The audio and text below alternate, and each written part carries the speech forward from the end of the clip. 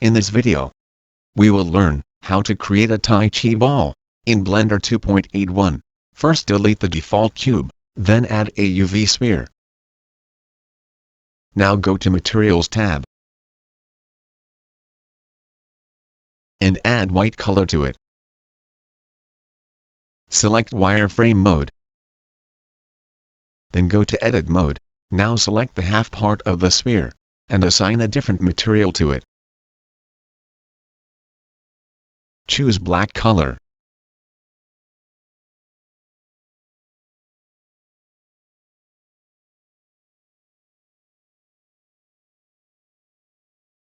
Now add a simple deform modifier.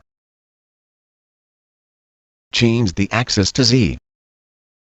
Also put the deform angle as 180 degrees. Now add a subsurf modifier by pressing Ctrl+3. Then add a plane for the background.